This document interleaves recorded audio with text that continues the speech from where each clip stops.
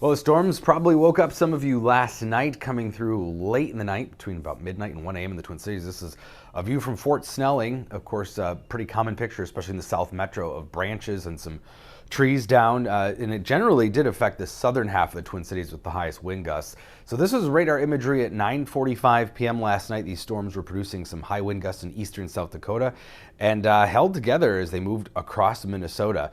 These are some of the higher wind gusts. We had 65 to 74 mile per hour wind gusts that continued, 81 miles per hour even in Hector. That was one of the higher wind gusts. And then coming to the Twin Cities, generally between 60 to 70 miles per hour. We had 67 mile per hour wind gusts in Bloomington, 62 officially at the airport, also Red Wing. Northern half of the metro, lower wind gusts. But here's a radar replay. You can see the wind gusts producing the storms well out ahead of the main original area. Watch the showers stay to the west, and as that wind sped up east ahead of the line, it produced its own new line of storms.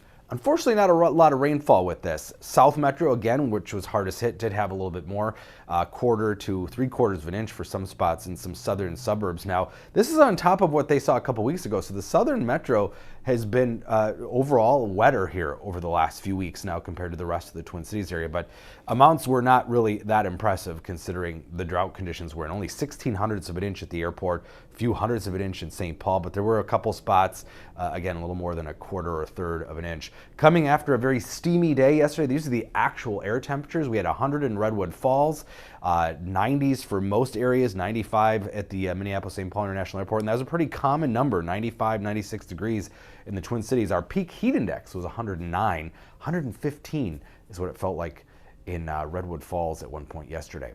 So we get a break from the heat here for the next couple of days, but it's coming back Friday. Temperatures will be back in the 90s. Tomorrow will be near normal, low to mid 80s, mid to upper 90s even in the western part of the state. And of course, humidity is going to be returning as well. So enjoy the break. Dew points will drop into the 50s by this afternoon. Stay in the 50s tomorrow, so pretty comfortable statewide, but that sticky air is not that far away. It comes back in Friday, though not as humid as what we had yesterday.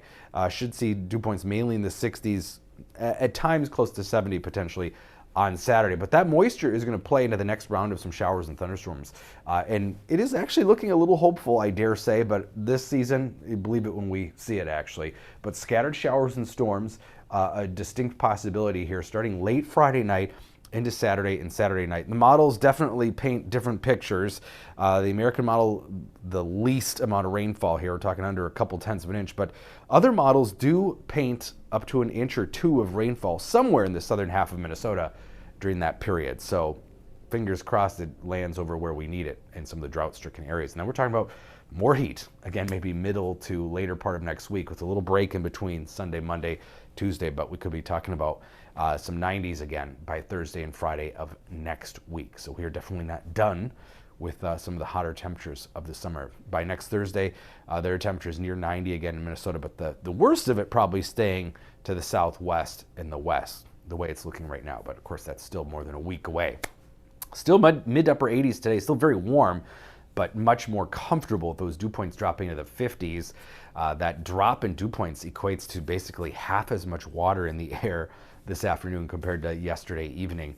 Nice tomorrow, pretty hot on Friday, but again, not as humid, so the heat indices will stay probably under 100 on Friday, or maybe near it, but not as bad. And then a lot more clouds around for the weekend with that at least scattered shower and thunderstorm chance, especially in the overnights, Friday night and Saturday night, and then a little cooler behind that again for Sunday, Monday.